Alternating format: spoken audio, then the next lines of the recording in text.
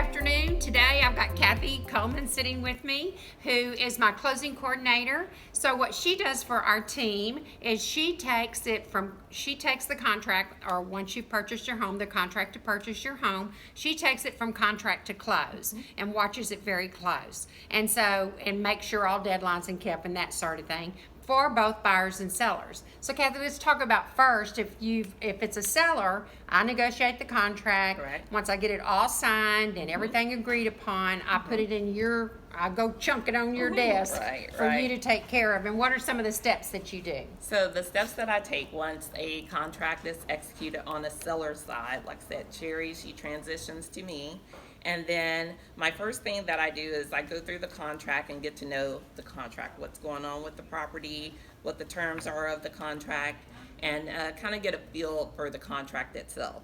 After that, I have a specific checklist that I use for sellers and buyers to start the checklist and make sure my targets are met for each particular property. There are some, I could be wrong about this number, but there are some 43 timelines in every contract.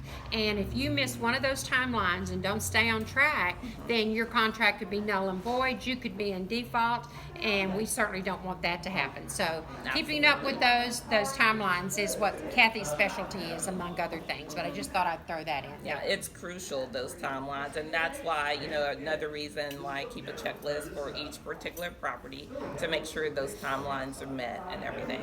So the first thing, once a seller goes under contract, we are in what's called the option period of the contract. The option period is when the buyers have the opportunity to go in and do inspections on the home. Okay, so normally it's anywhere from a 7 to 14 day time frame for that option period per se. That's when we're going to be calling the inspector to set up the inspection time and letting you, the buyer, know, and let the seller know that they're going to be coming through their home. And it gives them, and usually that takes 2 to 3 hours. Right. And we do what inspections? Right. So the buyers they'll do 3 inspections that consist of a general home inspection, an HVAC inspection, and a wood destroying insect inspection. Okay. Normally we try to get as representing the buyer, they try to get all those inspections done in the same day, so as not to inconvenience you as the seller, as much, of course. They'll provide written reports, and those reports are the property of the buyer. They're not given to you, the seller, because if whatever's on there, you have to in the future disclose to any other prospective buyer should this contract not fall through. So you as the seller really don't want that inspection. We want to wait and see what concerns the buyer has, and at that time Kathy will prepare an amendment of the buyer's concerns and then present that to the seller to work through what repairs they might want. So, like Terry was saying, after the buyer completes their inspections, they may come to us as a seller and say, hey, Mr. Seller, we have a list of items that we are requesting you to address. That'll be presented to us, and Terry and I normally will discuss it together and go over that list to see, hey, what are some of the concerns here? A lot of things that we want to look for. Is it a matter of safety? That first, you want to make sure, those things are addressed. If there's a fire hazard or something like that. Or something like that, you want to make sure those things are addressed as well. But, it's a time for negotiating as well. You can either go in and negotiate, hey, I'll do repair 1, 2, and 3, but not 4 and 5. It may be a negotiation where there's an allowance provided in lieu of the repairs. Or it may be a negotiation where you say, you know what, Mr. Buyer, I've done enough as far as the price, so I'm not willing to do anything. You have that right as well to not do anything. And during this option period, the buyer has the protection of backing out for any reason. Correct. So what that means is Mr. Seller's house may be off the market a little bit while the buyer makes a decision. But it's better to find out in those first 7 to 10 days than to get to closing and it be 45 days later, and then we know that we have a problem. So Correct. it is really a fact-finding opportunity and time period for the buyer, and because you want them to feel comfortable about the purchase. Absolutely. And they're going to know your house from top to bottom, which is great. They will go with the inspectors in most instances so that they can learn about the home. And we ask that you, the seller, not be there, Right. because it makes them feel more comfortable to be able to walk through your home and open doors and that sort of thing. So during the option period, it is. Well, it's one step closer to your home being sold and you buying your home once that option period is over with. And I will say that 99% of the time we wade through Work whatever something out. obstacles may come up. Right. So then after we do the option period, what So happens now next? we're out of options. So what that means to you as a seller, that means your home status moves from the option contract to officially under contract. The next stage for you as a seller will be the appraisal of your home. So if there's financing that's involved with the purchase of your home, a lender is going to require an appraisal to be done. Okay, the appraisal is done by a third-party appraisal company that's ordered by the buyers and their agent and their lender. Okay, the appraisal is a matter of giving value to your home, and that value is based on many different factors.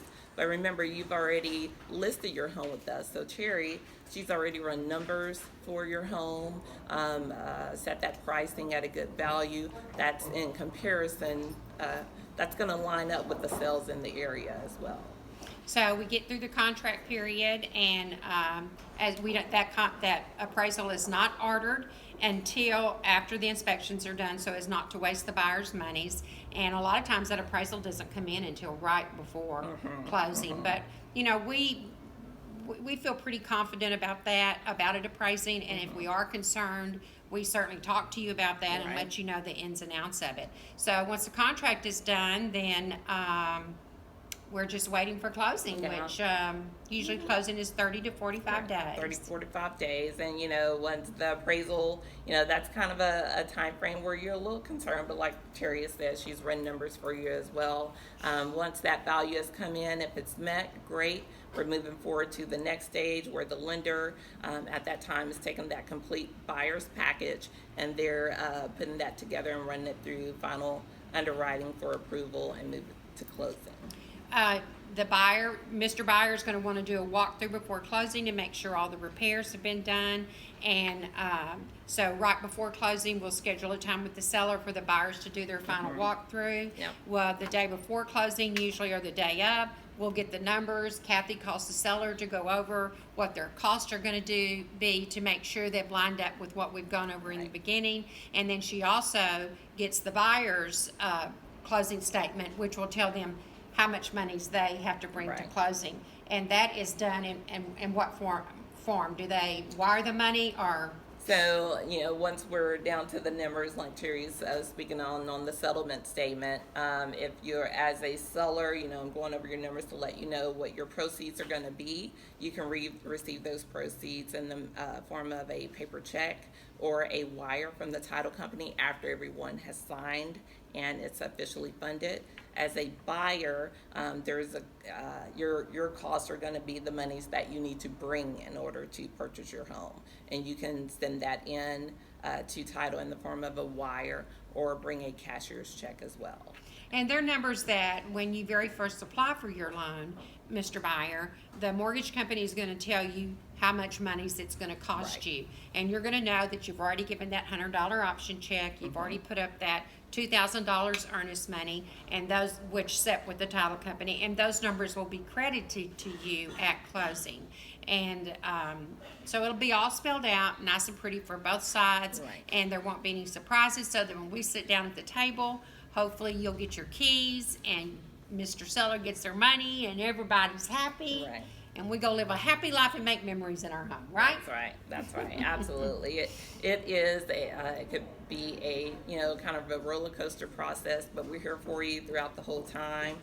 There's lots of, you know, things maybe that we didn't hit on, you know, here. But if you ever have any questions, definitely give us a call. You know, we're here. We have our, you know, we're at our office, or our cell number is available as well, and, you know, we'll post those. But just give us a call anytime if you want to discuss it further, or call us, set up a time to meet, and we can go over the process one-on-one with you as well. We hope to hear from you soon. Thank you, Kathy. All right. Y'all have a great day. Bye-bye.